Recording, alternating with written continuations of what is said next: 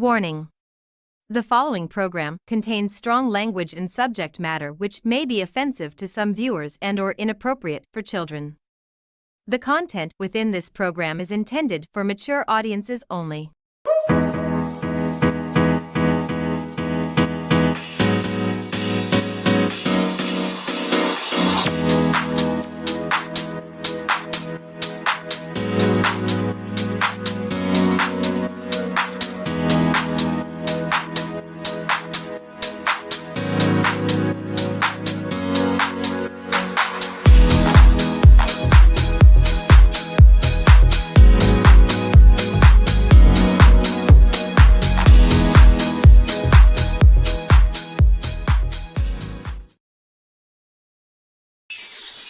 Hello there, kids. Welcome to Just Ask Jade, the show where you can ask a drag queen anything.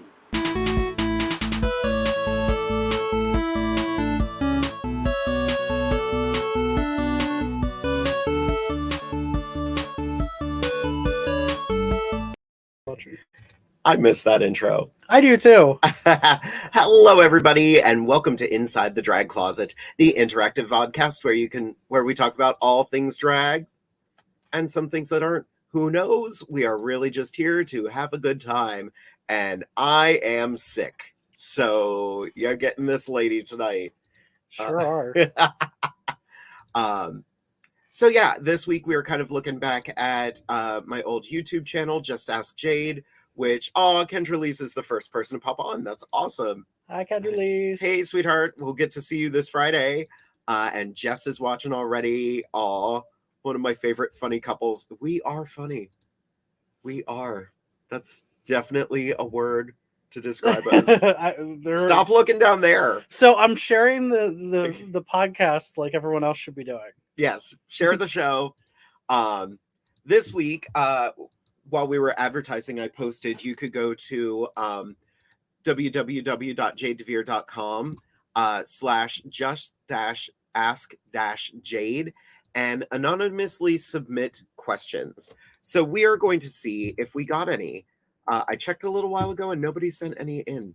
So, and no, we didn't get any questions. Guess we're just going to sit here and stare at each other. Yeah, we're just going to sit here the whole night and do nothing.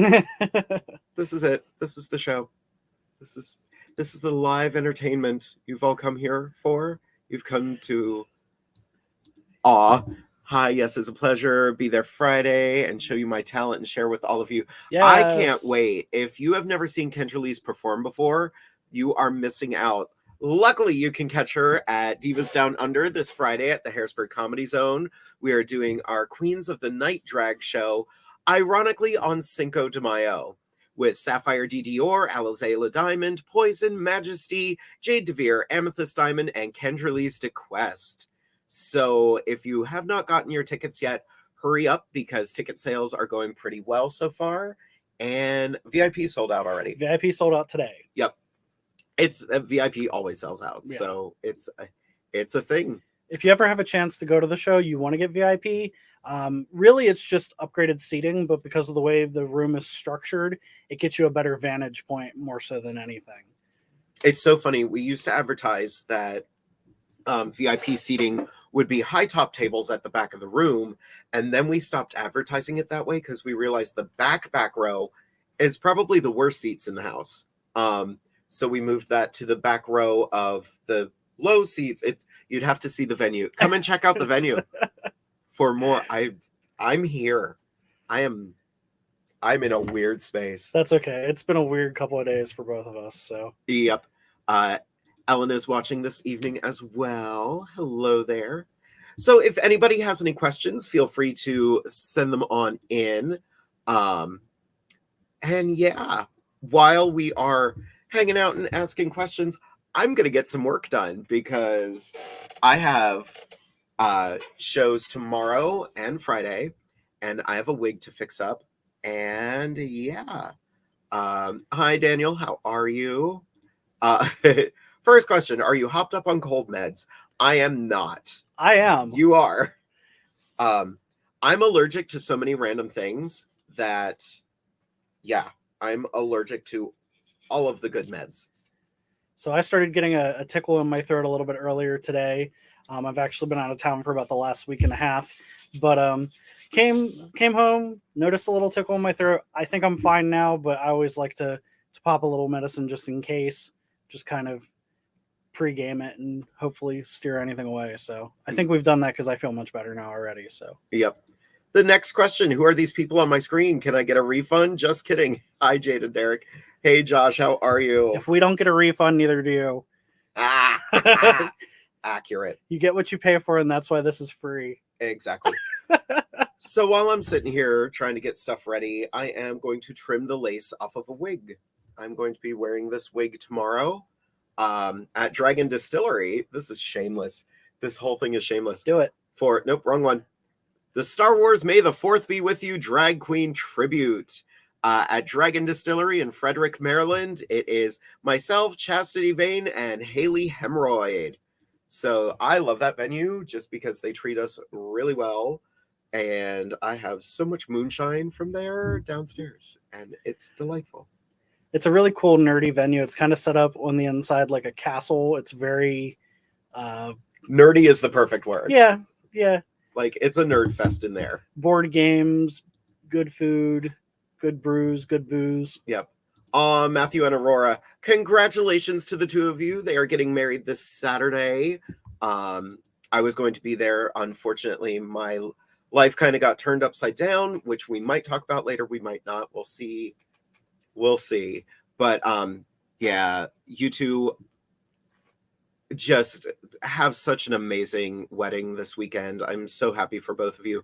Your Facebook is nauseating.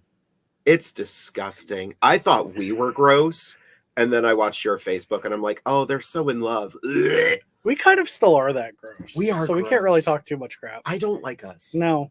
We are awful. We are not awful enough for you to click away, but awful enough to see how this goes for the next hour and a half. Exactly. Jess would like to know, okay, so favorite Star Wars movie and favorite character. You go first. Oh, that's horrible. You're welcome. I don't know if they count as movies, and I'm perpetually a child. I love the Lego Star Wars specials. Oh, they count. Like the, what is it? Life Day or whatever? Oh, the Life Day one, yeah. The holiday special. It's so cute. So if you've ever played the Lego video games or watched the cartoons or whatever, they're ridiculous. They're totally self-aware of the fact that it's Legos, and they're just hilarious. Check them out. I think they're all on Disney Plus right now. They're my favorite. I love all the movies. I don't really have a favorite of like the big screen movies per se. Yeah. And favorite character, who? Grogu. Well, that's such an easy answer. Everybody loves Grogu. Like, Grogu transcends fandom. That's accurate. I'm gonna say Chewbacca. I'm a Chewie person. So I recently they made all the announcements for the new Star Wars stuff through Disney recently, and they are doing a new show or a new movie series apparently with Rey starting a Jedi Council. Ooh. And training Jedi. And I cannot pronounce his name, so I'm not even going to attempt to butcher it. But the man who took over the role of Chewbacca from Peter Mayhew is playing a Wookiee Jedi. That's awesome. I kind of want him to be Gunji, the Wookiee child from... Well, yeah, because it was against the rules for so long for them to even think about having a Wookiee as a... George Lucas wouldn't allow Wookiee Jedi. Like the old game Star Wars Galaxies, you could be a Wookiee Jedi, and George Lucas was like, nope. Cody's saying that Lego counts. It does. Hi, Cody. Who is my favorite Star Wars character? Lizzo. Jack Black. There's so much controversy about that. Like, it's ridiculous. They're just kind of like, they jumped the shark with this blah blah blah. So what? I don't think it's jumping the shark, because when I think of jumping the shark and cameos, I think it's, oh, this show's not doing well, we need a way to bring people back in. And this show is doing well. All the things. So I think having them in it, while it's amazing to see them in the representation, of course I love Lizzo and Jack Black, I don't really think it took away or added to the show. They were just actors. Yeah, and well, I wouldn't poor Lizzo, like, she got flack because people were just like, she didn't fit, blah, blah, blah, blah, blah. And of course, the racists were like, she didn't belong there, shut up. But her father was a Star Wars fan, and that's why she wanted to be a part of it. Like, her dad passed, and she was like, I want to do this for my dad. And they were like, yeah. And it was cute. Was she the best actor in the show? No, but she was perfect for what she needed to be. It was great levity.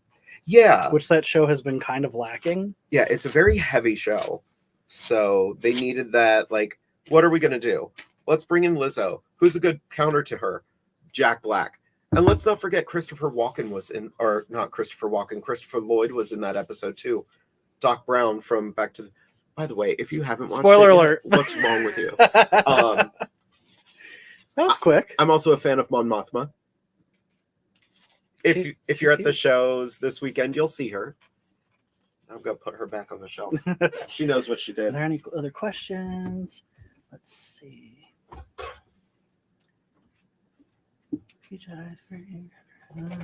People excited about Wookiee Jedis. Oh, yeah. I mean, I'm a wildebeest. I'm so hairy, I might as well be a Wookiee. Josh wants to know, I want you both to tell me why Bob's Burgers is the best and why, because it is. I don't think it needs an explanation. It just is. Yeah. It's such a well-crafted show. I think it's very... my brain just blanked, but I don't think people give it enough credit. It's such a good show. And it's just, it doesn't take itself too seriously. It's, just a delight. By the way, this is what I'm going to be doing for the show right now. Just make peace with it. Lizzo and Jack Black were phenomenal in the roles they were given. Exactly. Jack Black was a Muppet, and Lizzo was regal but approachable. Like, that's what it needed. And she sat and fed Grogu treats the whole time, so it was adorable. Yeah. Like, kudos to her for the mime work she had to do. Because that little thing's not actually eating, but, like, she sold it. So, there you go. I'm assuming they probably gave her a Grogu doll that was painted in green screen paint, so at least she would hold something, because she would have to represent the weight. Yeah. So, what is this? Orion wants to know, it's your birthday and price is not a factor. What are you ordering for dinner, including drinks and dessert? Ooh. Are you going to go first, or am I going first? My favorite dinner we ever had was at that place in Atlantic City, that little gastro pub. Oh, the rooftop place? Yeah. Yeah, that was really... Or Art. I love Art. Art is this little, like, cute restaurant in Myrtle Beach. So it's a combination sushi and burger place, which is funny because we're talking about Bob's Burgers, and I could totally see Bob's Burgers doing that. Yep. But basically, they have a thing they'll do where you can order any 3 ingredients they have in the entire restaurant, and they'll make it into a sushi roll for you. So I'm not a big sushi person by any stretch. He loves it, not really my thing. But they made me, if I remember correctly, a mac and cheese, fried chicken, pulled pork sushi roll with barbecue rice, and it was the most decadent nonsense I've ever eaten in my life. Yep. And me, if it's got eel in it, I'm there. That's it. Yeah, usually the servers make fun of him for how much eel he orders. It's really funny. Oh yeah, any sushi roll that has eel and nothing spicy in it, I'm there. Because I have a pepper allergy, which makes my life exciting and fun. I will say we've been talking about maybe planning a trip out to Vegas, and I recently watched a show on YouTube called Worth It. It's an old Tasty series that they branched off onto another channel when that whole network kind of fell apart. And they were comparing buffets out there. Yeah. And there was one where it was like a $100 buffet, and it was a brunch buffet where they serve you champagne at your table. And I'm like, I would like to try that. That'd be fun. So that would be a good birthday. $100 brunch. I'm a princess. It's actually not bad. It's not bad at all. Mm-mm. You just look like a surfer. Whoa, like, dude, amazing. The crazy part is I think your normal hair is actually longer than that right now. Everyone's been saying that. My natural hair has gotten so long. So long. This is the backup wig for the New Jersey Renaissance Fair. This is the rain hair, in case it rains, because my other wig is very styled. This one is not going to be as styled. So yeah. Will you just put it up in a snood? Yep. Snood. Best Renaissance Fair word. Which is actually, I think my snood's right here. Yeah. Well, I got a blue one too. Snood. Ye old hairnet. Stunning. Je suis modèle. Oh, that's right. Carrie Fisher's getting her star in the Hollywood Walk of Fame tomorrow. I love that for her, but I hate that people can buy them because I feel like it makes it less special. Yeah. Because Voldemort has one. Well, it's just like it used to feel like it was a thing that you had to earn, and obviously Carrie fits that space, but then to be like, oh, anybody that has enough money can buy one. I'm going to be blunt. Donald Trump has one and he doesn't deserve it. He's not an actor. It's for actors. Like, I have money. I have a lot of money, so I'm going to buy my own star on the Hollywood Walk of Fame. It's going to be huge. It's going to be the best one. They better not bring it from China. Oh my God. You know what? Your impersonation's better that you have a cold. It really is. Oh my God. I was on a video chat the other day with a couple friends, and all of a sudden I started doing that, and they were like, you need to, nope, stop. No, I was at dinner. We were in Smithville, and I was at dinner with people. I'm so sorry, cast of Renaissance Fairs everywhere. I felt so bad. Oh, Ellen's got a good one. Marvel or DC? Which do you prefer and why? Oh, that's easy. Yeah, it's Marvel. Yeah, it's Marvel. DC takes itself way too serious. It's too worried about being dark and brooding. You know, there's enough dark and brooding around us already. I like something that has... You can have dark moments, but I like something that doesn't take itself too seriously. We just got our tickets for Guardians of the Galaxy 3. We're going to go Saturday because I leave for a month. So, yeah. Yep. It's that time of the year for you to migrate south. Yep. I want to... Literally, we're doing it so early in the morning because I have to leave, which is going to suck. I love that in our world, 12:30 is really early. It is. Because I have to pick up Beardo and go to the fair. Oh, Beardo. We're talking about our Duke, by the way. But yeah. Aunt Brenda's watching. Hello. Donald Trump's star has been vandalized 3 times over the years. Only 3? I think they have better security for all the stars now, because I don't think his was the only one. I think it was just the one that was most famously. A few of them have been vandalized, but I don't know. Like I said, it just doesn't hold as much.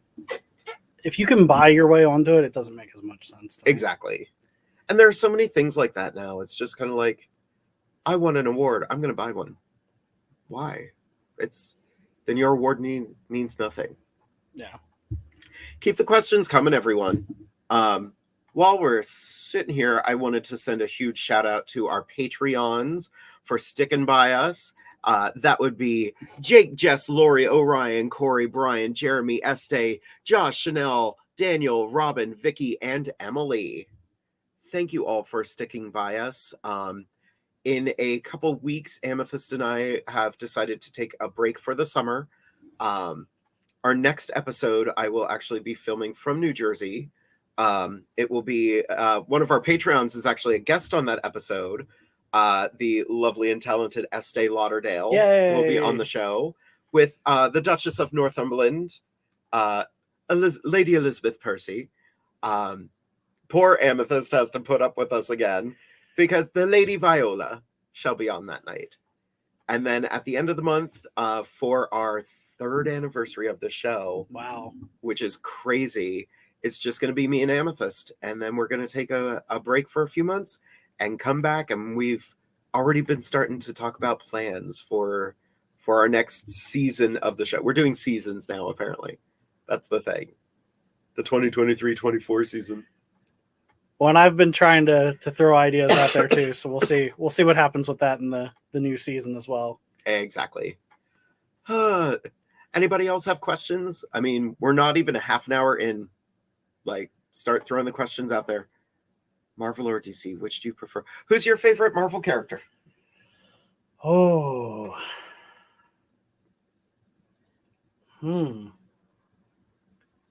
It's really tough because there's so many that are so good. Yeah. Groot. Groot's a good one. I don't know. That was a throwaway answer, but I don't know. I liked Iron Man. Like, the portrayal in the movies. It's funny to me that such a kind of secondary character became kind of the driving force for Marvel. Yeah. He was kind of the catalyst for all of it. It really was. It was like, we're going to try this on for size, see if it works. Yep. Because DC's movies suck. Yeah. So this could go, very Green Lantern, and luckily it didn't. Yeah, that's true. Don't make the suit green or animated. Apparently, it's getting around that the X-Men are going to be arriving in either the next Avengers film or Deadpool. Because we already know Hugh Jackman is in the next Deadpool, and the Deadpool movies are joining the MCU, which is probably, like, Deadpool couldn't do whatever. Like, he's fourth wall, no thanks. Him and She-Hulk, they're not burdened with that.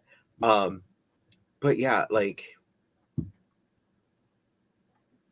that's an easy way to work that in. I just want Marvel to find a direction because they're irritating me right now. I feel like during the Thanos era, I love how this went from being a drag podcast to a nerd podcast. Welcome to the Nerdcast. But I felt like in the first couple passes that they did, everything felt like it was going somewhere and it was all meeting somewhere. Everything now is like treeing out, which maybe they're doing that because, the different... But I hate it. I hate it. I'm like, you're doing too much, and I don't care enough about any of it. We went to see Quantumania, and by the end of it, we were just kind of like, that was like a 2.5 hour stepping stone to something else. Yeah. Like, the only thing that movie really gave us is, now we know who Kang is, and Janet Van Dyne is more interesting. That's it. I'm going to get real nerdy with this. It kind of feels like if you're a fan of anime, you'll know what I'm talking about. When you're really, really into a series and you're watching it and the story's progressing and all of a sudden they're like, and here's an episode about Naruto finding different flavors of ramen. And you're like, what the hell does that have to do with anything? And then they get back to the show after that and you're like, why did I even watch that episode? I feel like all these movies are like fillers because they just didn't know quite what they wanted to do. And they've really been putting all of their really good writing into the TV series. Yeah. The TV shows are really good right now. I'm like, if that's how it's going to be, just stop making movies. Yeah. I'll keep my Disney Plus. It's not going anywhere. I'd be okay with another WandaVision. The rumor is that Coven of Chaos is now a musical. I don't hate that. I think it has to have a musical episode, but are you looking at this one? No, I'm just trying to see if anybody put in questions. Since both of you are on tonight, I'm genuinely curious about your answer to this one. What is the secret to a long and happy marriage? We don't know. Stop expecting it to always be happy. That's, I think that's like an honest answer to that. Well, yeah, don't expect it to always be happy is one. Keep your personal BS off of social media. Because Mitch and my relationship is not always awesome and everything is awesome. We just don't tell anybody because it's none of anybody's business and it doesn't do us any good. And so why bother? Yeah. Like, I think a lot of couples, especially in the drag circle, and not calling anybody out particularly, but if you have a Facebook, you've seen it. It'll be, we hate each other. 10 minutes later, we're back and we're in love again. And it's like, nobody needed to know that. Yeah. Nobody, you're making it worse. So, keep your circle close that you can talk to in those moments. Rely on therapists if necessary, because therapists are awesome. Yeah. And don't go into it thinking that it's always going to be highs and there's never going to be lows, because everything is, it's every day is a winding road. I don't know. I'm so tired. And he hit the nail on the head. Like, we keep our private life pretty private. Like, ironically, doing a podcast tonight as a married couple, but we're just kind of like, there are things that are none of your business. Simple as that. like this cough that I have. That's nobody's business but my own. But he gets to sit here and deal with it. Well, and the worst part is unlike normal episodes when you can mute yourself when you're coughing because someone else is talking, we're on the same camera. So you don't have that luxury. So, but yeah, therapy is a good thing. Like, and just talking. Yeah. We talk through things. Like, even when, like, we get snippy with each other, but we talk it out. Yeah. And we don't really fight a lot. Yeah. Because I just don't think it's really in our nature. We'll fight if we have to, but it's usually for each other, not against each other. We butt heads on things. The funny thing is, we butt heads more professionally than anything else. Yeah, that is a struggle because we're both involved in the drag world in very different facets. And sometimes our drag and our real life is kind of like a Venn diagram where there is some crossover. And when we get into that crossover area, it can get a little hairy. Yep. But it's... we've been joking about it for a while, but it's very true. Every time anyone thanks me for putting them in Divas Down Under, that's a thing. I don't book anyone. I don't have a show. Well, I think it's because my role in drag is very behind the scenes. So people don't really know what I'm doing or what I'm not doing because I don't feel the need, and once again, not calling anybody out, but I don't feel the need to put myself on a poster. I don't feel the need to put my name on, like, I'm there to produce it. I don't need the spotlight. The production is my spotlight. But because of that, some people are like, well, you're just probably the button pusher or the assistant or whatever. You're the DJ. Or I get that a lot. You're the DJ. Yeah, that's one of the hats I wear, but it is my show, and I'm very protective of it. But it doesn't, on a serious note, it doesn't really bother me. It just confuses me. Because I'm like, I don't understand.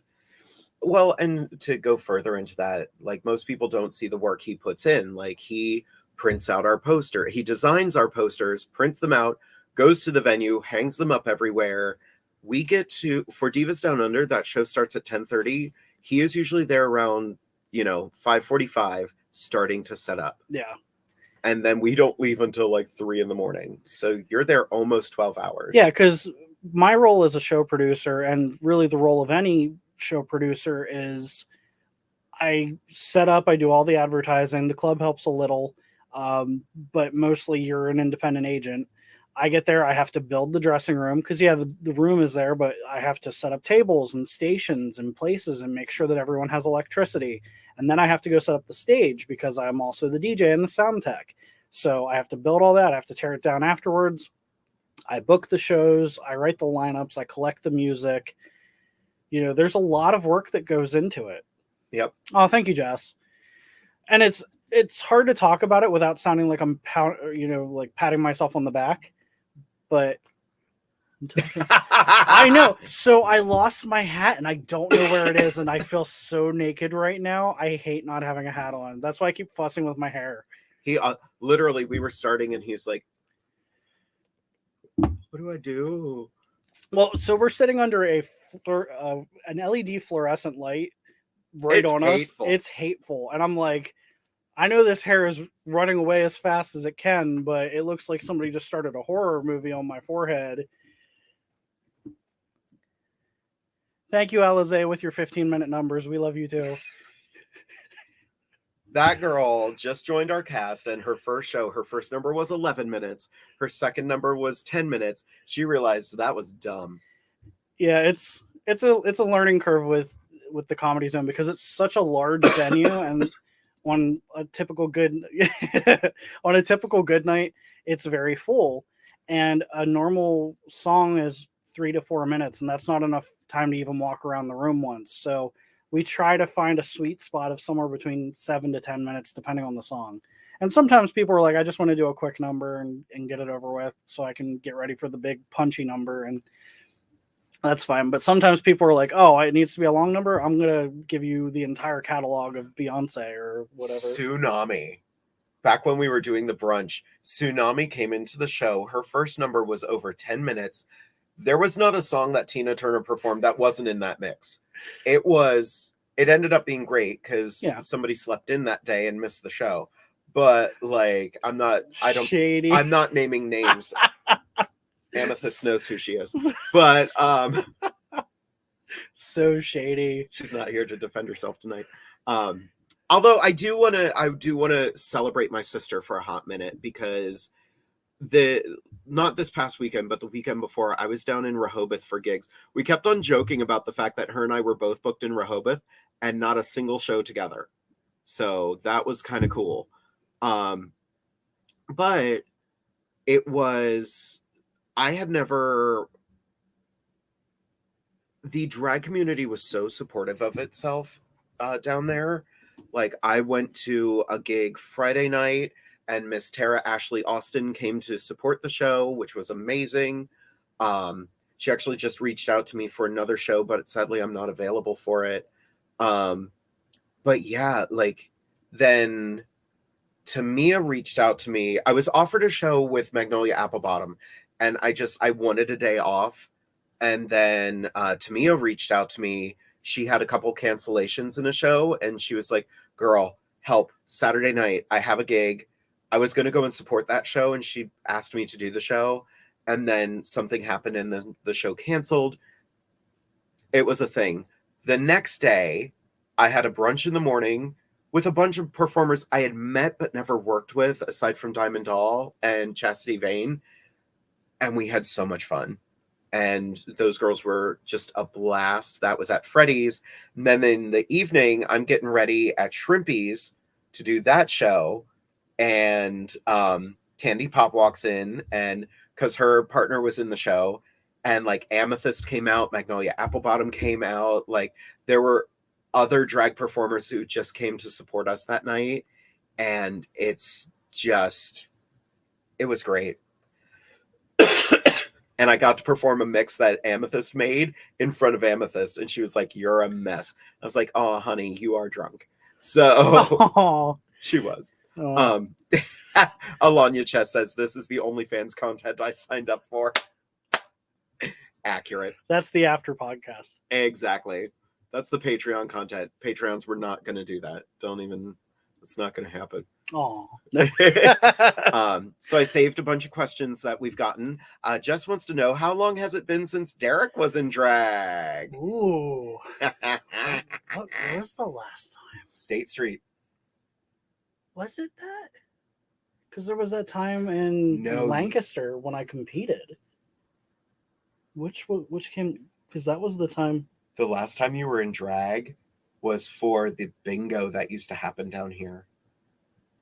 It's been over 5 years. Yeah, it's not really my thing. I love drag. I love the art of it. But I don't like how it feels. I don't like how it makes me feel. We talk about this a lot when people ask us this question in person, but Mitch is much more of a kind of introvert out of drag and much more extroverted when he's Jade. Whereas I tend to be much more extroverted as myself, and then much more introverted, and kind of, I feel very awkward when I'm in drag, because I think a lot of it stems from, I know that that's not my place, and it feels almost like I'm somehow diminishing the other queens and kings and other drag performers in the room. I don't know. It's a weird internalized thing, I'm sure, but yeah, not super comfy for me, and I'm not great at it, so I let the experts do it. Alanya just was like, how did I not know Derek did drag? Oh, I think that's giving me way too much credit to say I did anything. They put me in very nice for my shape drag, but that was too many words. This is not a drag face. Well, but you've done masculine drag too. Like, I'm pulling up a picture here. This, I love that we're sitting like this. Yeah, picture. That's funny. That was your step down for Mr. Stallions, and we decided that night we were going to match, and our bathtub has never been the same since. See, it's interesting that you call that drag, because I don't know if I call that drag. I think when I was doing it, it's club kid drag. Yeah, because when I held that title, I didn't want to just walk out as myself most of the time when I did events. So I did a lot of like looks, I would say, but I'm not a performer. That's not really where I shine. Yeah. Oh, that night was so funny. That was the State Street pageant. I was supposed to MC that night, but I found out no one signed up to compete. So I competed with whatever was in my bag. And Derek had found us 2 matching dresses. So I did my talent number in that dress, and then he came out and performed in the same dress. Yeah, I basically wanted to look like the Walk of Shame version of what she was doing, and we had matching dresses, and it was really fun. That was the first time you've ever used a female pronoun with me. That felt weird. Wait. Even though you were talking about Jade, like... Well, let's talk about that, because you and I were talking about that before the show. Yeah. People often ask me what the hardest part or, like, the most difficult part about being married to a drag queen is. And I think it's, for me, not so much pronouns, although that's part of it. It's the switch back and forth of calling you Mitch or calling you Jade. Yeah. Because we even talked about it before the show tonight. I was like, you're going to be out of drag, but not everybody knows your boy name. So what do I call you? Because we've been in situations thousands of times where we'll be at a nightclub and I'll be at the bar and you'll be in the dressing room and people will be like, hey, where's your husband or whatever? And I'm like, I know that I should say Jade is upstairs, but then we've always been quick to be like, I'm not married to Jade. So it's a weird, I don't know how to describe it. Jade is our roommate who steals my credit card and buys stuff. Yeah. She lives in this room and she spent more money than both of us combined. She also takes up more room than both of us combined. True. Like, this is probably one of the nicest rooms in the house, and it is packed with stuff. Like, the fact that we have this space in front of this sunset, which is a real sunset, and not a green screen, is not at all, is miraculous. Because literally, like, my feet are touching my garbage can. Like, Derek is within 2 feet of a set of boobs. Story of my life. Even where we're sitting, like, anyone need a bobby pin? Anybody need makeup? Setting spray? Like, it's all right here. Yeah, the table in front of us that's holding our drinks is covered in jewelry and drag. Yep. Which I really need to put away. But yeah, I would say it's tough because I don't ever not call you Mitch when we're together like this. Yeah. But referring to you as Jade sometimes just in conversation is, I don't know, it's weird. Yeah. And I think I've gotten better at it as long as we've been together, but still there's times when I find myself being like, what do I say in this moment? I don't know. Well, and a lot of people still ask you, what's it like being married to Jade? Yeah. And what do you say? I'm not. Yeah. Jade's not real. Like, and that's, a lot of people are saying their drag is their truth, and there's nothing wrong with that. My drag is not my truth. My drag is my art. But, I am not Jade 24/7. And for those who do live their truth, that's beautiful. And there's nothing wrong with that. It's just, I'm a performer. So I've always had that separation of my art versus me, if that makes sense.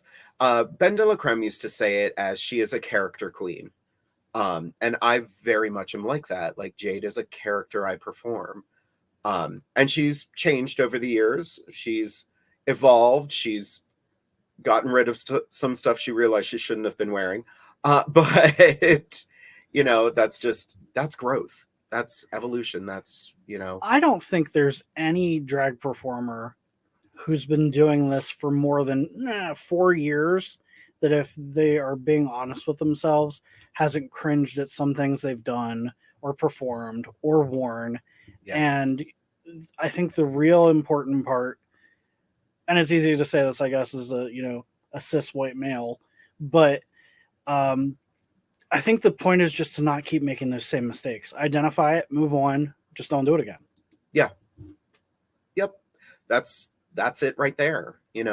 I recently found out I was called woke. And I'm like, that's a badge of honor. And I was called woke because I put my foot down and wouldn't make the mistakes I've made before. Very appropriation-based mistakes and People are just like, you've done it before, why won't you do it now? I'm like, because I've learned that it hurts people and it takes work away from people. Like, I already have enough opportunities because of this. I'm not going to take opportunities from others. You know, we even talked about it a little while ago. There's a big, I don't even want to say a big uproar, but there is talk in the drag community of people who have all white shows. And I'm the only, there's 1.5 Caucasian girls in Divas Down Under this month. And it's me and half of Amethyst. Actually, Jess just said it perfectly. Woke is just having empathy.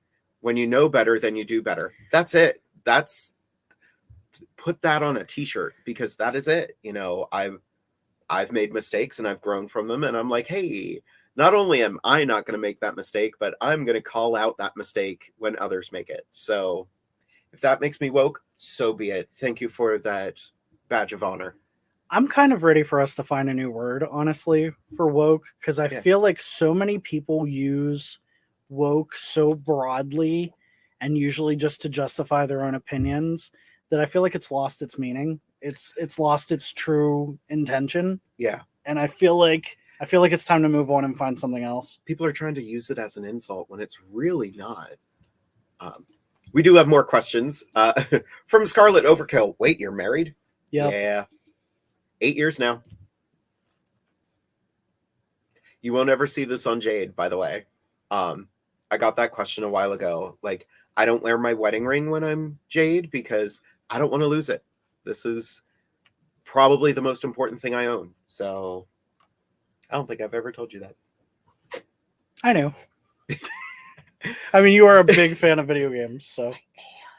And the pandas. And the pandas. I mean, the pandas can be right up with the ring. That's fine. Yeah, they're pretty up there. Pedro and Fabrice. We were going to put them on tonight just to recreate the Just Ask Jade thing.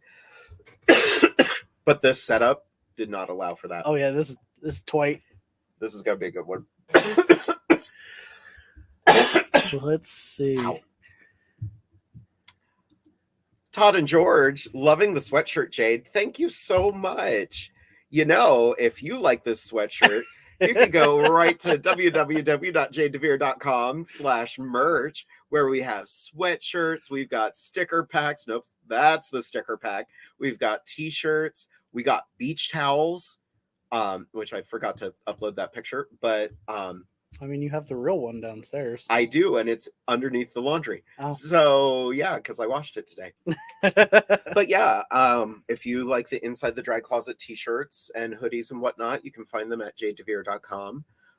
There's more than just this logo. We still have, I think I only have the small ones uploaded. But if you look right over by Derek's head, you could get the individual Diamond Dish one. You could also get the Just Ask Jade one. I think, do we still have the Snatched by Scarlet one up? I don't think it's up currently. I think you can find it. Yeah, I think you just have to search it. Yeah. So yeah, if you like Scarlet Overkill, and everybody likes Scarlet Overkill, I'm saying that because she's in the comment section tonight. Yeah, you can find all of those on our website. All the sales do go to us so we can keep the show going, and it goes back into our drag and our art. And this week and next week are going to be a little hectic for both of us, but I'm hoping after that passes that I'm going to start working on some new creations I have in my mind. So stay tuned. I'm terrified by that. You should be. Good. Awesome. I love it. Questions. Orion, what is one of your biggest pet peeves in and out of the drag world? Game. Oh, do it. Only one? Just one. I just thought of something. My biggest pet peeve is Anita Dixon. Hey, girl, how you doing? Just let's see. Pet peeves. Outside of the drag world, people that don't park in parking spaces correctly, especially the ones in front of our house. That irritates me to no end. In the drag world, people that don't pay attention, especially to shows that they're booked for. and this is going to be a little self-serving, but I don't mind talking about it because I know there's plenty of other show producers that deal with the same thing, and we all joke about it amongst ourselves, even though it's not really funny. Myself specifically, anytime I book a show, I create a group chat so everyone can talk things out. I don't like repeat numbers. And I create a list of guidelines at the top that are very cut and dry, very clearly articulated, at least I think so, to tell you like when you need to have things turned in, where you're sending it, why I'm telling you these things, what you're allowed to do, what you're not allowed to do in terms of like no flames, no live animals, things like that. A lot of it's actually stolen from the America system because they have some really good rules that make a lot of sense.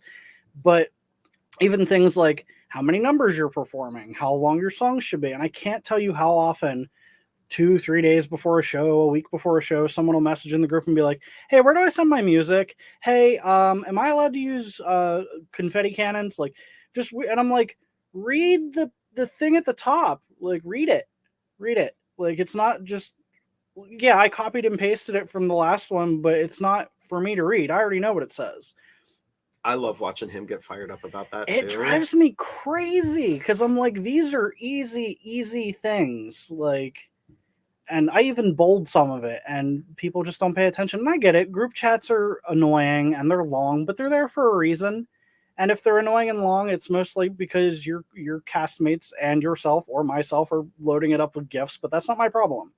Part of me paying you to show up and do what you do best in a way that I think is pretty awesome is take the 3 minutes to read the rules.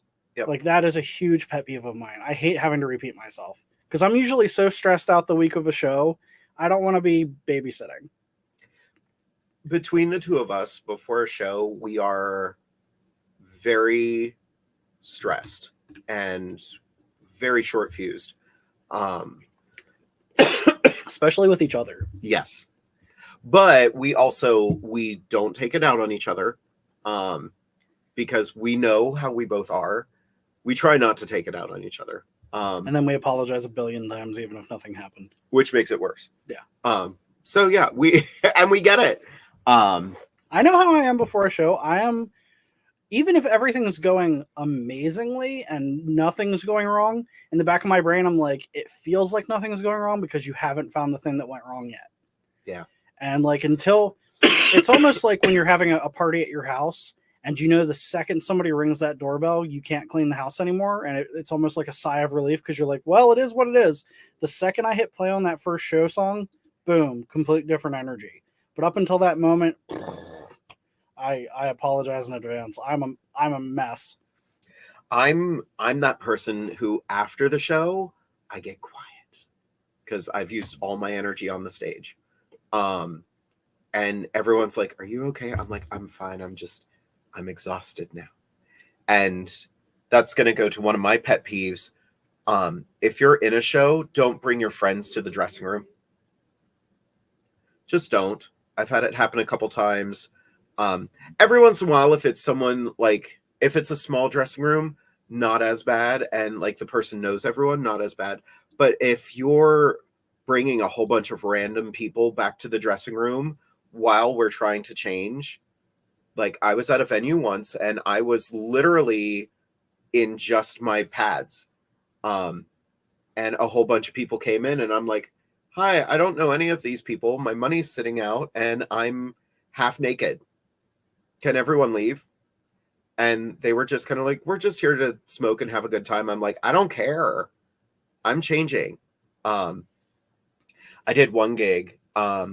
Someone came into the dressing room and when I went into the bathroom to quickly change, when I came out, this girl was wearing one of my wigs. That was Divas. That was at Comedy Zone. That was at Comedy Zone. This has happened twice then because I was thinking of another one. I came out and someone was in my wig. I was like, hi, take it off and get out. And they were just like, what? We're having fun. We're having a good time. No. The moment I cross that threshold into the dressing room, the show is over. Get out. Well, like with Divas, we allow everyone to bring one dresser. And I know here, this is controversial yet brave. Most of you bitches don't need dressers.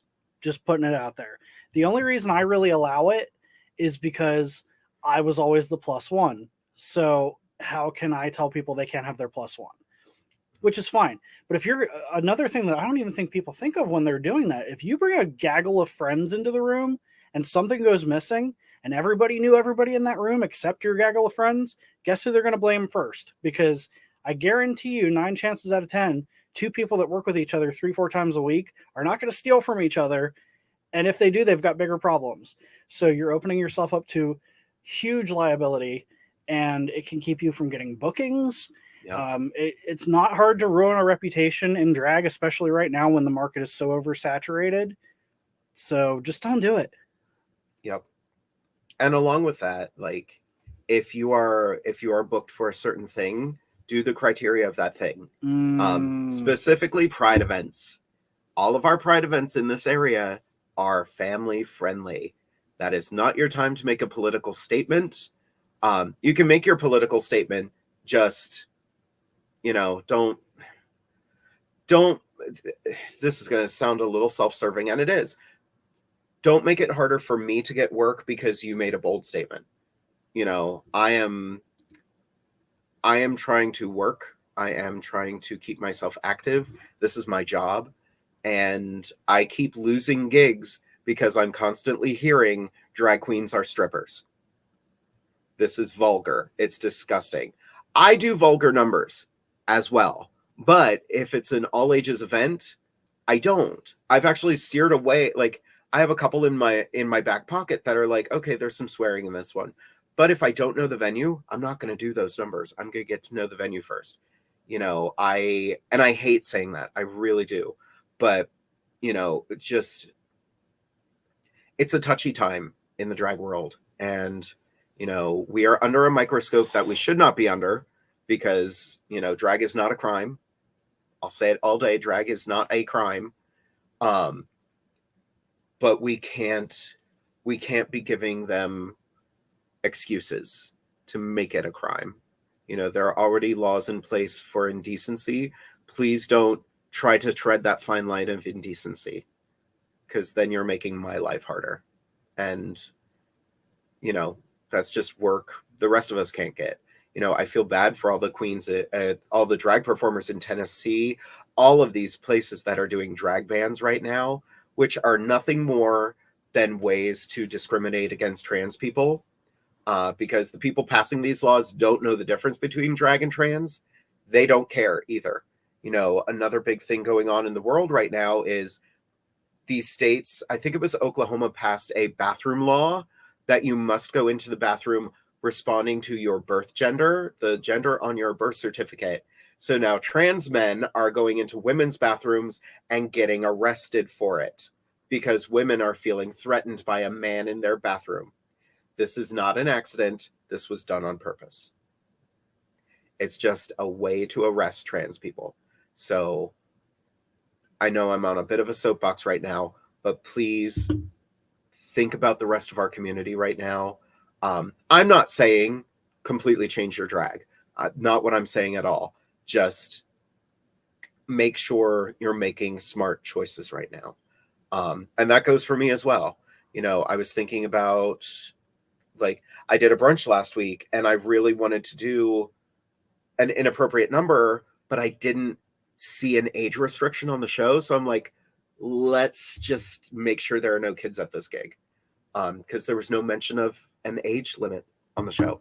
So, well, there's also this weird phenomena, and maybe it's just because I wasn't paying attention, of people taking infants and toddlers to drag brunches now. And I'm like, it's cute and all, and it makes for a great photo, but also it makes things awkward, because I think some could make the argument of, when you're that young, your brain isn't really retaining memory up to a certain point, so there's nothing you could do. But I feel like it's just another one of those instances of, it's giving the people that just need an excuse. It's that clickable image, it's that clickable headline, and I don't know. I did a gig recently at a 21 and up event, but someone brought their 1-year-old. And I was like, well, 2 of us are doing numbers that are not appropriate. I don't know what to do. And I was like, you know what? A 1-year-old's not going to remember this, but I'm still not comfortable doing that number in front of a child. So I was like, you know what? I don't have a choice. I don't have a backup plan. And literally, I just watched this little kid clapping along the whole time, having a great time. And I'm just like, I hope you don't understand the words to this song, because it was gross. Well, it makes you wonder why the venue let them in. Yeah. I don't understand. I don't know. Next question. Yeah, that got a little heavy. It did get a little heavy. Thank you all for going on that journey with us. Those of you that stuck around. Yeah. Actually, we picked up viewers. Oh, nice. Derek, what do you use to set up the dressing room? So when I talk about setting up a dressing room, it means different things in every venue. We recently did a show down in Maryland where our dressing room was a bunch of pool tables. So typically in a scenario like that, I would make sure that I have disposable tablecloths to protect the surfaces, because I always try to leave the space as nice or nicer than when I came. It's important to always make sure that there's some kind of electricity available, if that means bringing extension cords, if that means bringing surge protectors. For Divas Down Under specifically, we have, most of the time, I would say 98% of the time, we have a special room just for us. It's the only suite, I think, in the entire motel. And they do rent it out for other stuff, but they always try to keep it for us. It's a very large room with some furniture in it and things like that. But I bring my own folding tables. I make sure that there's chairs available so everyone has a station. Even if you're not painting at my events and you're arriving with your makeup on, I still want you to feel like you have a landing zone just to kind of chill and touch up or whatever. So we also have a big screen TV in the hotel room. Most hotels do. So I've actually started utilizing Skype to do closed circuit television through that flat screen. So I'll hook up a laptop in the dressing room, use the one that I use for actually running the show, Skype call between them, and then use an HDMI so that the performers can see who's on stage and kind of keep track of where we are in the lineup. And then just simple things like making sure you have tons of copies of the lineup available, making sure that there's water, if that's a possibility. Get ice water for your performers. They'll thank you later. Fans are great to have. Make sure the air conditioner's on, because a dressing room will heat up super fast. Just things that you learn as you go along. And like I said, every venue is different. So it's just making sure that the little things are taken care of, because most people aren't going to bring those things with them. I mean, most will bring mirrors, but they may not think to bring lighting unless you tell them. Yep. So it just depends on your venue. I want to celebrate the fact that Miss Alanya Chest has been commenting the whole time. Ashlyn Manhattan is here tonight. Hi, Ashlyn. Got a lot of drag performers in the house. Anita Dixon is here. Anita made a comment when we were talking about drag story times. She goes by Miss Anita or Mrs. Anita when she does drag story time. Smart. But her drag name is Anita Dixon. So that's a very smart thing to do. At Pride, God, this was before COVID, so it could have been 30 years ago. I don't even remember. There was a queen. I don't even know if she uses the name anymore, but her drag name was it was basically, it was a play on words. It was a weird play on words, but the play on words was supposed to be Terra Anus. And I'm like, that's gross. I can't announce that on the microphone. I mean, it's a funny drag name. It is. But every once in a while, like, I had a friend who wanted to change her name to something that is now recognized as a slur. I was like, I won't announce you on the microphone.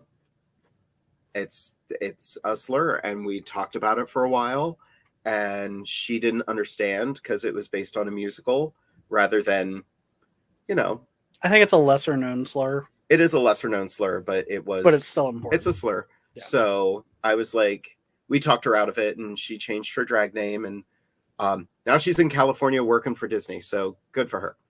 And I think you'll find that in drag pageantry too. There's been so many people that start off with, because a lot of drag performers will start off with funny, punny kind of names. Let's talk about Snatch. Let's talk about her. Let's talk about Snatch. So our dear friend Aida Stratton, 7 years ago, went by Aida Snatchwell, which is a hilarious drag name. Brilliant. Love it, but not great for pageantry. So luckily she was adopted into a rather prestigious drag family. And I think she still carries Snatchwell as like her middle name, but she doesn't use it anywhere. She does carry it as her middle name, and she wants to get everything monogrammed. ASS. I want to get her a robe. Right, a robe that says ass. Oh, Ryan. Okay, I've been hearing this phrase. I don't know what it means. What is a club kid? Oh, so club kid really refers to, it was an era in drag. I would say 80s, late 80s, early 90s. That's just really when it had its peak, when you started seeing performers like Boy George really taking off, and RuPaul. And it was more so make over the top crazy drag out of just what you have. References like Lee Bowery, Vivacious on RuPaul's Drag Race as a club kid. It's just drag that's not necessarily based on traditional standards of beauty. It may just be, today I'm going to wear a toilet seat on my head and glue marshmallows to it. Or like a lot of, when I was Mr. Stallions, which it sounds gross to have those words in my mouth, but because I'm not a drag performer, I really gravitated towards the club kid looks. So if I was hosting a bingo or a viewing party or something, maybe my look would be going with my entire self painted black and gold, and then my entire beard was covered in thumbtacks that were all gold that were super glued to my face. Or maybe I would do a look where my entire face was covered in broken mirror shards. Or a couple years ago, there was an amazing show here in the area called Sunday Best with Felicia O'Toole and at the time Maxwell Treats, who now goes by Legs Akimbo, and an amazing group of performers they had together, and they would do costume contests. So you could just really be expressive and do crazy stuff. And I would glue stuff to myself and make over the top campy costumes and just whatever. But it was more so about the look. The look told the story. Yeah. I was trying to find a picture of, you did this. We both did a really cool club kid look a while ago, and I don't know where that picture is. Yeah, I would say just look it up. You'll find a lot of really cool stuff. And RuPaul was really big in club kid. There's a great movie called Party Monster that deals with some of the darker sides of that era. But it was a very fascinating time for art and drag and performance. Oh. Alanya Chest is like, I know, I love Tara. That's Glitter Douglas. Okay, cool. I didn't know she had changed her name. That's a good change. That was a good change. Glitter Douglas, I love that. Oh, there used to be two queens in this area, and I adored their names. They were Sparkles Fiercely and Dazzles Nightly. I love both of those, and I miss them. I love punny names too. Like fancy dismount. Fancy dismount. Felicia O'Toole. Scarlet Overkill would like to know, I was going to ask what beach you're at and where's my invite? Kokomo and no thank you. I miss you, girl. Alanya Chest. That's a really good drag name. Right. Ellen would like to know, which candy bar is your favorite? Hershey or Mars or Nestle or other? I'm not a huge sweets person. That's more your thing. Yeah. I'm a salty person. I like pretzels and chips and stuff. My favorite candy, I don't even know if my favorite candy exists anymore. What was it? Wolfgang. Do you remember when they used to do the Wolfgang fundraisers? Now, I think Wolfgang still exists because I think they're still pumping, every kid for all the money they've got. But I don't know if they make what I liked anymore, and it was called Raspberry Petals. They were little chocolate flowers that were like raspberry chocolate. Oh my god, they were so good. Yep. So that would be. I really like chocolate with inclusions, I guess is what they would call it. I like chocolate with inclusion as well. I like orange chocolate. I'm getting into hot pepper chocolate. Raspberry chocolate is always my favorite, but that's kind of my thing. Yeah. But yeah, Raspberry Petals from Wolfgang were my thing. My candy habits aren't really like candy bars. Like, I'm more of you get me a granola bar, you get me a s'more granola bar. Oh, yeah. Oh, that's the way to his heart. Yeah. Although that candy bar thing that I got you recently, the thing that tastes like a cracker. Yeah, those are weird. So if you want to try something crazy that I accidentally found, I think they're Clover Valley chocolate crisps, and they basically look like little Pop-Tarts almost, but they're crunchy. And the craziest thing is when you eat them, I think they're supposed to, and they're like 100 calorie per pack. So I think they're for people watching calories. But these ones in particular, maybe because they're from a lesser known brand, when you bite into them, they kind of taste like a saltine dipped in chocolate. And they're so good. Yeah. I've always been an M&M's person. Okay. I do like an M&M. Although I miss M&M's minis. Yeah. Do they even make those Smithville anymore? this past weekend, I decided the first day I was going to be an absolute monster. It was rainy, it was cold, it was miserable, so I went and got ice cream. I got chocolate ice cream in a pretzel cone. So it was chocolate with salt. Oh, it was so good. I'm really weird about salt with candy. I like it, but I don't like when people try to get so like ritzy with it. Oh, yeah. That they'll put like a chunk of salt. Like I don't need a chunk of salt that's as big as the piece of candy. That's too much. Yeah. I just want a taste. Yep. What is your favorite thing about the other person? We're talking about Jade DeVere because nothing. She's a skank.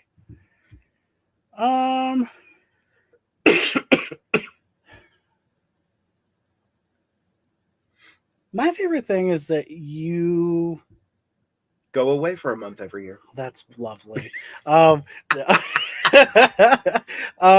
like that when I come to you with weird ideas, you don't really try to steer me away from them.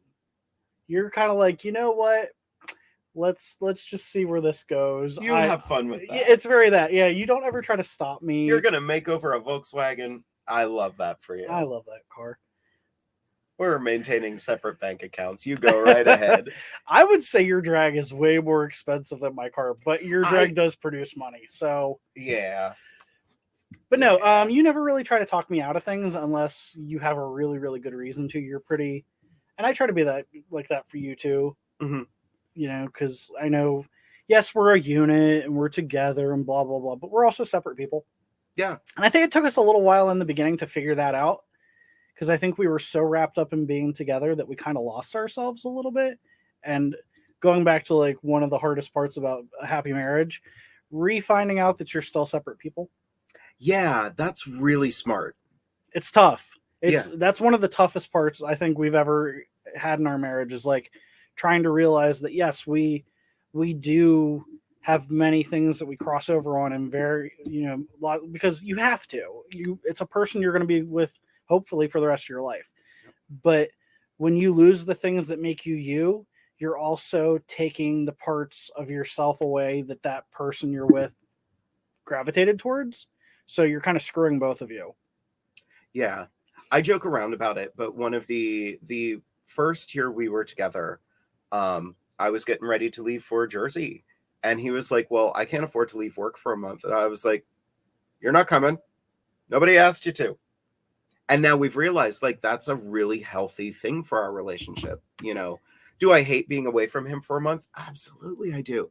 He was gone all last week and I was beside myself. Like, it's a good recharge though. Like we joke. Okay, so we joke and, I say, when we first got together, you would leave for a month and I wouldn't know what to do with myself. And now I wish you would go early and stay late.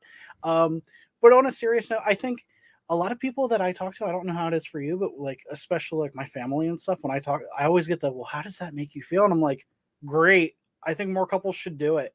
Yeah. Like, and a lot of the podcasts and stuff I've been listening to lately talk about like individual vacations and stuff. Mm-hmm. And at first I was like, that sounds weird, but I'm like, wait, we do that. And it's great. Yeah. Like last week when I was in or 2 weeks ago, time is a construct. Tear it apart. Tear it down. My time is valid. Nope, that didn't work. But not bookable. I'll show myself out. Anyway, you hateful turd. No, like 2 weeks ago, like I got to Rehoboth and all I wanted to do was come home.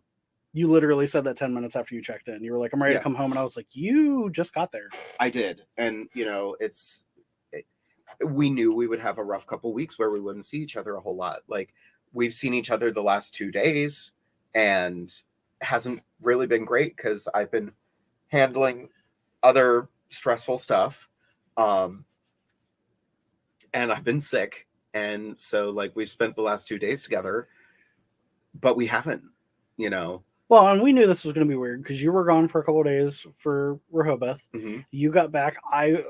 You had to go on a thing. I immediately left for a week and a half. Now I'm back, and now in 2 days you're leaving for almost a month and a half. Yeah. Tomorrow night's our date night, but I will be at Dragon Distillery for the stuff. Anyway, yeah, like I love those two Muppets. I can't wait to see them. Oh my God, yeah. But yeah, and then Friday night, which is essentially our last night together, we'll be at Divas. And that's another thing that people ask about all the time. What's it like being around each other all the time? And I'm like, we are, but we aren't. Yeah. Like, even though we're both at Divas, I will see, maybe for the first half hour while we're setting up, I'll see you, and then we'll pass each other in the hall, maybe. That's it. Like, because our roles are so separate. Yep. Well, and we're both very self-sufficient. And we kind of have to be because when we started doing that show together, you were very attentive to me, and I needed you to fuck off. Because I'm very self-sufficient. And I appreciated how attentive he was, but at the same time, I was like, I love you. Go away. And he gets the same way with me. It's very much the, hey, I don't need you. Go away. Yeah, you're driving me up a wall. Sometimes we step on each other, but in a way that we're trying to be helpful, and it's not helpful. And we're not the greatest at telling each other, like, I need my bubble. Yeah. But sometimes, we may be a little bit more rough around the edges with how we deliver that, but it just goes with the territory. Yep. Sarah Besk has a question. Has the glitter ever been cleaned out of the tub yet since your step down? Oh yeah. Yeah, that was, you know what, people have asked me so many times over the years, there's a couple times that I did all over glitter looks, how tough that was. That's not hard because when I do my glitter looks, I don't use glue. I use pomade. There's a couple different companies out there like Garnier that make a pomade that never dries down. So it's always flexible with your face, but it's still pomade. So you just get in the shower and it washes off with water. I had way worse times. Sarah was actually my Miss Stallions that year. Times doing looks where I would super glue things to my face, and sometimes it came off easy, and sometimes there was me at 2 a.m. shaving glass off my face with a Bic razor, and you just do what you do because it's art. Yep. And then you go, that's never happening again. But it looked great in pictures. Also, just while we're on this topic, audience members, keep your drunk friends from touching our faces. Can we go back to pet peeves for a minute? Don't touch me. Don't touch me. Don't touch me. The reason I'm saying that is one time there was an event at Stallions. I forget what it even was. I don't even know if I was the title holder at the time. But I did an all red look. And I had red glitter all over my face. And some drunk girl came up to me. Didn't know her friends. Didn't know anybody. Came up to me and literally just went down my face. And I was like, what are you doing? And she's like, I just want to touch it. And I was like, and I just didn't. Table 26. Don't be table 26. Hey, Amy, how are you doing, sweetheart? It is her significant other's birthday tonight, so she took the night off. I love my Uncle Amethyst. Oh, Uncle Amethyst, who was laying the smackdown in our group chat today. I love when Amy gets firm with the kids. Oh, it's beautiful. She was just like, hey, everybody, you advertising the show? Because advertise the show, damn it. And that's another big thing. Like in the drag world, like there are so many venues that won't advertise their shows, which is dumb. It makes no sense. Well, and there's also performers that are like, oh, I don't advertise the show until the week it's happening. And I get kind of both sides of that argument because, yeah, for people that are booked a lot, they're like, well, I can't be advertising every show I'm in every day. And I'm like, yeah, but you should at least mention it a time or two or whatever. And here's something, a little trade secret for anyone that's trying to do advertising. And I'm saying this because I want the people that I book to start freaking doing it. If you're using Facebook to advertise a Facebook event using a desktop or laptop computer, you cannot do this on a mobile device, but it'll change your life if you're using a desktop or laptop. You go into the event and there's a button at the top right under the cover image that says invite. You click that button and there's literally a list of everyone on your friends list. And then you can go over onto the left-hand side and it's categorized by groups and events. So you can say, I did a drag show 3 weeks ago. Okay, there's the button for that. Invite everyone that came to that drag show to this one. And it sends them a little notification that goes, hey, this person invited you to such and such event. And then as it gets closer, even if they don't respond to it, they'll get reminders. It is such a good tool to use. It literally takes 30 seconds. It'll change your life, but unfortunately not available on mobile at this time. That's my Facebook page. Like my Jade page is work. It's a work page. Amy and Jade are great about advertising, and I also have access to both their Facebooks. So a lot of the times when you see the girls on the Divas Down Under cast sharing the crap out of pages, it's actually me doing it because I have access to the back end of all their Facebooks. He's the show director. He's not the DJ. He's the show director, and he's doing what he can to make that show successful. Kudos to you guys for giving me the because I don't know if I would just give my Facebook credentials out to anybody, but I think they know they can trust me. Mm-hmm. And a lot of people don't have computers that they use. I feel like having home computers is kind of an outdated concept. I love it because I am ready for the day that some chaser tries messaging me when you're on. Oh, I love it. Love it. Love it. It happens all the time. Which I just like. I've been getting chasers lately. I feel so privileged and honored. I wish they were better looking. But that's another pet peeve of the drag world. Like, I'm not gonna sleep with you. Like, I had one that was relentless until I blocked him, but he was just like, "You're very beautiful." I'm like, "You okay?" He's like, you are a beautiful woman. I'm like, one of those things is correct. And it's not the one you think it is. I'm not a woman. He's like, oh, that's fine by me. I think you're a woman. And I think you need a man to take care of you. I have one. I'm happily married. And he just kept going. He was just like, no, you need the right man. I'm like, you know what? We're going to end this conversation now because you're a dick. You've insulted me and my husband. So bye. I think there's a market for everybody. I'm not going to yuck anybody's yum. Yeah. Facebook ain't the place for it. No, Facebook has a dating algorithm. I'm not on it, so I've never seen it. I've heard of it, but I've not that I have any reason to be on it, but like I don't even know what it looks like. Yeah. We do have a couple more questions, but awesome. Jess asked one here. Why wouldn't the venue advertise? So there is no way to know with 100% certainty that this is the reason, but all signs point to this direction. And it's not just one particular venue. It happens a lot. You've never heard that statement before? It's a good one. Yeah. But so you'll find, especially with non-LGBTQIA plus exclusive venues, which are actually taking on more drag lately because they want a piece of the coin.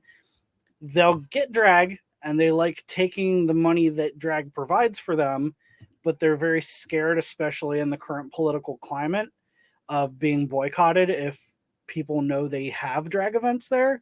So while they're good to their performers, typically, there is kind of a vibe or an undertone of you're the dirty little secret of our bar. And like I said, there's no way of knowing 100% if that's actually true. It just really, if it smells like, looks like, feels like, it probably is. And that's kind of where we've seen, for example, we recently did a double event with my new business partner, Corey of Gutbuster Entertainment. We did a double header event in Maryland. Chase worded it perfectly there. Right. Well, I hate to say straight establishments because I just refer to them as like ally, or inclusive spaces, Yeah. because there are a lot of venues popping up around, especially central Pennsylvania. I would say one of the best examples, two of the best examples of that are kind of HMAC and Love Drafts, neither of which is a gay bar, but they're very inclusive spaces, and not just because they want the money, or at least they don't give off that vibe. And as such, they're doing quite well. But we did a doubleheader event at the tavern, which was amazing. The staff and owners there were incredible. But the second they announced, even though those shows sold out in about 2 shows in about a week and a half, they sold out like hotcakes. But the comment sections were vile, and I was afraid. It's scary for owners. It's scary for owners. I was afraid to do that gig. I'm not gonna lie. I am not as strong as I pretend to be as Jade. And I was afraid to go down there, but I knew I wasn't going alone. Is she posting ducks? Why is she posting ducks? She's walking the duck. Ma'am, you okay? Don't yuck our yum. I can't believe it's already almost 10 o'clock. Oh my God. This show flies. Wow, it goes fast. You've been on the show before. You know this. I don't recall it being this fast. Eileen O'Brennan. Well, I look like a woman and smell like a woman and feel like a woman, which means she's a duck. Yeah. And it sucks, and I get it, but it's not helpful. Yeah. 2 more questions. My stomach is about to explode, by the way. I don't know what's going on. It sounds like I'm starving, but I've been eating all day. Chinese food, though. It's true. Which always makes me hungry. It's damn good. What will Derek do during his bachelor month? So, typically during that month, I always try to do like one major project around the house. Last year, that was Jade's drag room. I've undid all of the hard work. Pretty much. I painted I painted a permanent green screen. I built another shelf. I really want to focus on rearranging our apartment. Also, I'm going to be purging a lot of stuff out of the house and my storage unit, because I buy storage lockers on the side. That's a hobby of mine, kind of like the TV show. And I've been kind of building a bit of a hoard. So we're going to get rid of that. And of course, I fill up my time with car shows and stuff like that. I'm a member of a really awesome group out of Chambersburg called Street Distortions. They are a car group. It's really like a family-based car group. And we do a lot of outreach for autism and veterans affairs and things like that. So we'll be doing tons of events for stuff. So I'm always keeping myself busy. I'm also possibly working on a new event. So we're hoping to get that maybe off the ground soon. Stay tuned for details. Like I said, I've been helping my new business partner, Corey, who runs Gutbuster Entertainment. He was my partner for the tavern events. They were awesome. Unfortunately, we did just have the Work in the Motor House event in Baltimore, which canceled due to a lack of sales. We're not really sure what happened there. I've been hearing some behind the scenes chatter about why that may not have worked out. So we have a plan moving forward. He's going to be away for most of the summer, but back in the fall, you can look forward to seeing us working on a lot of other cool events. So lots of stuff that I do behind the scenes, and I'm still going to be doing Divas while Mitch is gone. So yep, I'm only missing one. I'm missing June. And I have a regular 9-to-5 job Monday through Friday, so that keeps me pretty busy too. Yeah. I will be in New Jersey opening the 14th annual New Jersey Renaissance Fair. We moved locations, and then we moved locations, and then we moved locations, and we finally found a home at the Burlington County Fairgrounds.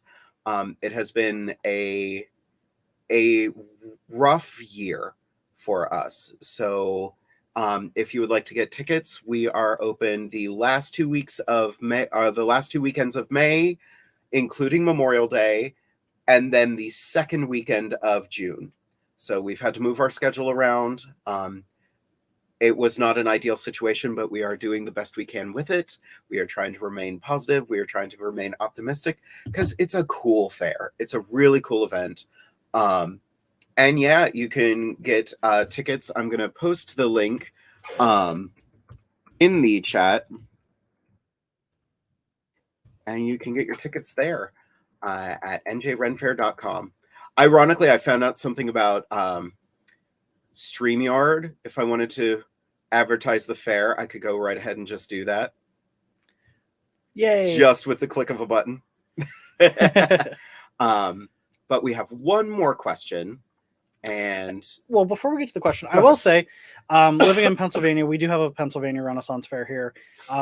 But if you've been to that Renaissance Fair, or if you've never been to a Renaissance Fair, I recommend going to all of them because they are so different in their experiences. It's not like you're getting the same thing at everyone. And there's lots to love about the New Jersey Renaissance Fair. Obviously, I'm a little biased because Mitch is involved and I have some amazing friends who work there and run it. But it's such a happy, welcoming vibe. I would hate to miss it. So if you've been looking to maybe try a Ren Fair, I would recommend Jersey as one of your first. It's a great place to go. So check it out. You won't be sad you did. Thank you. Yeah, I appreciate that. Plus, we're going to have Jacques the Whipper from America's Got Talent. We're going to have Chase Treasure one weekend. We're going to have the Righteous Blackguards one weekend. One of our weekends is a Celtic festival. It's going to be wild. I have to figure out how to edit some of it, but that's my job right now, which is exciting. And lots of really cool female empowerment independent acts as well. Shelly Buttons, Adamo Ignis. Like if you love fire breathing and powerful, beautiful women doing it, I never miss it. It's so cool. The first 2 weekends we have Barty Party, who are a lot of fun. Actually, one of them is our music director, and the other one is playing Queen Guinevere this year. Nice. And then Hannah, who's playing a ragmonger, because why not? I think they're trying to play their Barty Party characters for their show. Nice. But I told them their schedule, they're bouncing back and forth so much that I'm like, you're probably just going to have to do this, the characters you were given. We have one more question, and then we're going to get to Derek's helpful drag tip. The last question from Alanya Chest. My favorite part of drag is taking off my makeup. I actually don't like the feeling of makeup on my face. Do I enjoy the makeup? I enjoy when the process is finished. I hate getting ready. Last weekend in Rehoboth, I had a brunch in the morning and then an evening show. And so after brunch, I was like, I'm just going to go back to the room. I'm going to leave the face on, but I'll be fine. I got back to the room and I was like, I got to get it off. I got to get this off. I peeled my lashes off and I was like, I'm going to go lay down. I'm going to leave the face on, but the lashes had to come off. And that face lasted me all day. I got up from a nice little nap. I gave her a little powder. I sprayed her again, put the lashes back on, and went to the other gig, which was literally next door to my hotel, which was amazing. But yeah, taking it off afterward, though. Yeah, that's a special kind of love. Well, and for me, the makeup, having been put into drag a couple times and trying to do it very unsuccessfully by myself a time or two, I hate the way it feels on my skin. I'm so weird about things touching my skin. I don't like lotions. I'm not a big fan of sunscreen, like all things that I desperately need. But yeah, I hate the way it feels. I kind of hate the way it smells because I feel like drag is one of those smells that sticks in your nose even after it's gone. Oh yeah, the moment we smell Cody Airspun and hairspray, triggering. Yeah. Well, it reminds me, we went to a salon one time to visit a friend of ours who used to do drag, and we walked up to him, and you were in drag because I think we were doing a photo shoot that day, and we just stopped in to say hi. Yeah. And I remember him walking in and going, I miss the smell of drag, and it was just so funny. We have to say hi to them soon. Yeah. Yeah. Where was that? It was in New Cumberland. Yeah. But yeah, that right there. See, that I didn't mind because that wasn't makeup. Yeah, that was pomade. It was, I don't even know if it's pomade, but it's like hair gel that isn't sticky. Ironically, I still have that wig. I washed all that gold out. Well, yours was just spray. Yeah, colored spray. I thought of glittering myself and I said, nope. But yeah, so if you want to bring that back up for a second. So the jacket, the shirt, there's a bow tie under there, and the crown were all permanently adhered with the glue and the glitter was permanently stuck to those. I still have the jacket. But for my face and stuff, what we did, because we were running, it was my give up at the Sarah and my give up at the time. And our friend Belladonna was in the dressing room. I laid out a tarp in the middle of the dressing room because the dressing room there was large. Brought out 2 1-pound bottles of gold glitter, which were about that big, around. And I literally took the gel and went blah, blah, blah, all over my face and said, Bella, just pour. And it was like, luckily it didn't go in my eyes because I have kind of long eyelashes, but it was just everywhere. And it looked really cool. But I was happy to get it off, and they were not happy with me because I left a snail trail of gold glitter everywhere I walked the rest of the night. But whatever, I thought it was cool. Well, everyone, we have reached that point of the evening where we get a little helpful drag tip from my husband, who didn't prep one beforehand. So, Derek, what's your helpful drag tip tonight? Oh, crazy with messing with your hair just then. Yeah, it's fine. There's no winning. Derek's helpful drag tip for the week. We covered a lot of ground tonight. We did. Tonight was kind of a big, Derek's helpful drag tip. I would say pay attention. Do what's asked of you. Here we go. Derek's drag tip of the week. If you get booked for a show with a theme and you are incapable of doing that theme, bow out of the show because you're just taking it away from someone who would have done the theme and you're hurting the flow of the show. Yeah. And that happens a lot, unfortunately. Yeah, some themes are harder than others, but if you for tomorrow's show, we're fudging it a little bit. It's going to be a sci-fi show, but yeah, just if you don't do 80s, don't go after an 80s show. Also, how can you not do an 80s number? How do you not know 80s numbers? Well, and you and I were talking about this earlier in regards to the show tomorrow, the May the 4th show. If a show, for example, has a Star Wars theme and you're like, well, I don't really know Star Wars, there's ways around that where you can kind of be like, oh, I'm a background character. Yeah. But don't show up, and in a Stevie Nicks cosplay and expect it to make sense. Don't show up in a, something super anime if it's not anime Star Wars. I was going to be a jerk and walk around in a Starfleet uniform for curtain call. But that's funny.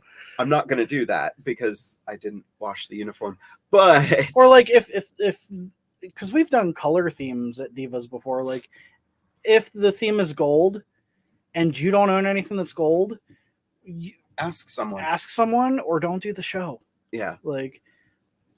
There's the theme is gold. I'm going to wear yellow. That's not yellow's gold. Not gold. Amethyst was like Game of Thrones. That's a hard theme. But you've done it. But I've done it. And I did it before I watched Game of Thrones. Well, and when you guys did that show, Chastity, who's great at finding a workaround for a theme. Oh, yeah. Came out as a dragon and just did some crazy number dressed as a dragon. And it was hilarious. And it fit. You can make, if you have just a little creativity and you put a little thought into it, you can make a theme work. And if not, just step aside. I know it's hard to say walk away from money. I get it. But just do it. Chase is our DJ for tomorrow, by the way. Nice. He got the music. It's epic. Yeah, I'm doing a number as Mon Mothma. Nobody knows who that is. She was in Andor. She was in the 3rd original movie. But she was just... it was... If you watch the Family Guy Star Wars, that's what I should have done. I should have done a Family Guy Star Wars number. Anyway, I'm doing a number as Leia too, because I called it really early. But ironically, Mon Mothma in the Family Guy version was voiced by Carrie Fisher. It's a woman. She might be the only other woman in the galaxy. I don't like her.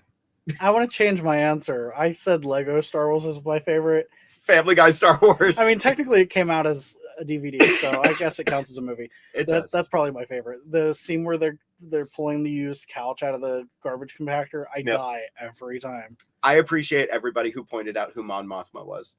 I ordered that outfit. I'm wearing the recreation of one of her outfits from Andor. I'm very, very excited about it because the outfit looks beautiful. I'm gonna wear short hair for it, which I typically don't do because this This is how long my hair has gotten. And it's in a high pony today because I don't respect myself. I don't know. I'm still on a bit of a rant about themes. Go ahead. Here's a good example. You're doing a Star Wars theme, so you went and bought the cosplay costume. And people will say, well, what if you don't have the money? And yeah, I understand that. No gatekeeping on drag. However, we have friends that years ago gave us lightsabers that they made out of toilet paper rolls and colored duct tape. Yeah. There's ways around it. I've seen people do Twi'lek. They're called Leku because I'm a nerd. But the head tails out of tights. They spray painted tights and put like polyfill in them. I'm like, do they look flawless? No, but they work and they do the job. So, or be Grogu in an old vintage baby carriage or whatever. Cut the legs off of it and use that as your egg. Like there's ways around it. That's good. I like that. Well, everybody, that we've gone 5 minutes over. That's rare. No, it isn't. We didn't go as far over. Oh, as I was going to say, do. Yeah. Never stop on time. Exactly. Everybody, thank you for tuning in tonight.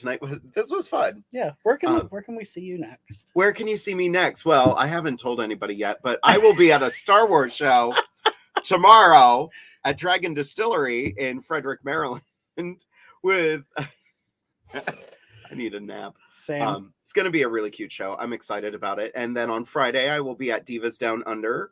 And then for the next month, over a month this year, I will be in New Jersey at the New Jersey Renaissance Fair, playing Cesario, otherwise known as the Lady Viola. Cesario Illyria, because I realized I didn't have a last name. I realized that during the rehearsal process this year. But yeah, it's gonna be a really good Eileen nerd reference. It's Din Grogu now. Spoiler alert. Thanks a lot. Way to ruin it. Just kidding. We should tell them, since we should be a little bad. So when you get back from the New Jersey Renaissance Fair, what the hell are we talking about? We're gonna be performing at the same show. We're not allowed to announce what it is yet, but there's gonna be a night where we're gonna be both performing. Yeah. Myself and Jade in an event coming up soon. And I'm terrified. So we'll be working together. We're not performing together, but we're performing at the same show. Yep. So stay tuned for details. That'll be fun. If terrified. you ever wanted to be judged by us. Oh, I do that every day. That's true. I'm always at the brunt of it. So, that happens. Don't be so judgeable. Exactly. But yeah, it's going to be an interesting night. We will advertise it as soon as we can. But yeah, everybody, thank you for tuning in tonight. I'm gonna ruin a surprise. Lady Viola is actually going to have her own merch pin at the New Jersey Renaissance Fair. Ooh. Yep. I didn't even know that. From Tomboy Togs. Yay! They've been picking my brain a little bit, and I've been helping them come up with New Jersey Ren Fair exclusives. And they teased it already, but they didn't say what the pin says. Go out and be the beauty you would like to see in the world. It actually just says be the beauty, and it's got my lips on it. So that's awesome. But yeah, good night, everyone. Night, everybody. Thank you for joining us on Inside the Drag Closet.